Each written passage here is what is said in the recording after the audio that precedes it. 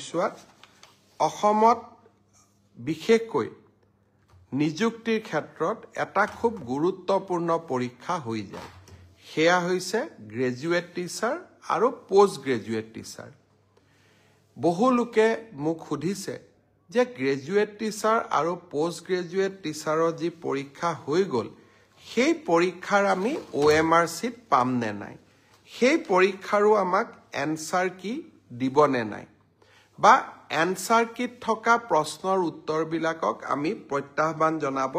পাৰিম নে আমি নোৱাৰো মই অত্যন্ত বিনম্ৰতাৰে সৈতে কম যে চৰকাৰী নিয়োগ পৰীক্ষাত স্বচ্ছতা অনাৰ বাবে আমি প্ৰতিশ্ৰুতিবদ্ধ কেইদিনমান আগতে হৈ যোৱা সাব ইন্সপেক্টৰ পৰীক্ষাৰো OMR আৰু এনসাৰ কিসমূহ ইতিমধ্যে সেৱাই মুকলি কৰি দিছে হাই স্কুলৰ যি গ্ৰেজুৱেট আৰু উচ্চতৰ মাধ্যমিক বিদ্যালয়ৰ যি পোষ্ট গ্ৰেজুৱেট টিচাৰ ৭,০০০ পদৰ বাবে যি পৰীক্ষা হৈ গ'ল সেই পৰীক্ষাৰো এনসাৰ কি আৰু পদৰ সংখ্যাটো অলপ মুৰিফাল সিফাল হ'ব পাৰে কিন্তু পৰীক্ষাটোৰ আনসাৰ কি আৰু OMR চিটসমূহ পৰীক্ষাৰ্থীসকলে যাতে পায় তাৰ ব্যৱস্থা অহা এসপ্তাহৰ ভিতৰতে সেৱাই কৰি দিব আৰু স্বচ্ছতাৰ ক্ষেত্ৰত আমি কতো কম্প্ৰমাইজ নকৰাকৈ আমি আগবাঢ়ি যাম শ্ৰদ্ধাৰ ৰাইজ শিক্ষক নিযুক্তিৰ সমান্তৰালভাৱে মই আগতে কেইদিনমান আগতে উল্লেখ কৰিছিলোঁ যে আমাৰ হৈ যোৱা এডিআৰই পৰীক্ষাৰ ফলাফলসমূহো আমি ফেব্ৰুৱাৰী মাহৰ শেষৰ ফালে বা আমি মাৰ্চ মাহৰ প্ৰথম সপ্তাহত ঘোষণা কৰিম অহা 1 ফেব্ৰুৱাৰী তাৰিখে আমি আৰু এটা নতুন কীৰ্তিমান স্থাপন কৰিবলৈ গৈ আছো অসমৰ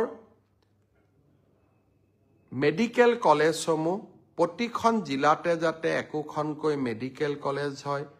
তাৰ বাবে আমি নিৰন্তৰ প্ৰচেষ্টা আগবঢ়াই গৈ আছিলোঁ অসমৰ 14 number medical college Pragjyotishpur medical college যি গুৱাহাটীৰ আৰ্যনগৰত নিৰ্মাণ হৈ আছে 1 ফেব্ৰুৱাৰী তাৰিখে OPD সেৱা আমি প্ৰাগজ্যোতিষপুৰ মেডিকেল কলেজৰ OPD সেৱা আৰম্ভ কৰিম অৰ্থাৎ এই বছৰতে অসমৰ আন এখন মেডিকেল কলেজে আত্মপ্ৰকাশ কৰিব 1 ফেব্ৰুৱাৰী তাৰিখে তাৰ এটা বীজ বা তাৰ এটা আৰম্ভণি আমি দেখা পাম OPD সেৱা সাধাৰণ ৰাইজৰ বাবে 1 ফেব্ৰুৱাৰী দিনাখন আমি মুকলি কৰি দিম অসমত কেইবাটাও নতুন উন্নয়নমূলক আঁচনিৰ কাম আমি হাতত লৈছিলোঁ ইতিমধ্যে অৰুণোদয় হিতাধিকাৰী তালিকাৰ নিৰ্মাণৰ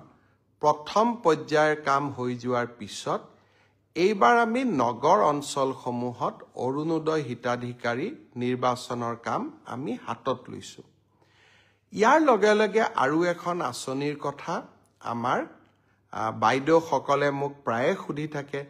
যে 10,000 টকাৰ যিখন আঁচনি আছিল সেই আঁচনিখন আমি কেতিয়াকৈ আৰম্ভ কৰিম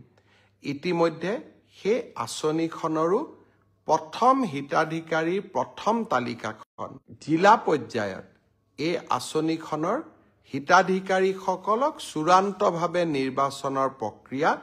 আমি ফেব্ৰুৱাৰী মাহত আৰম্ভ কৰিম ইতিমধ্যে 32 লাখ আই মাতৃক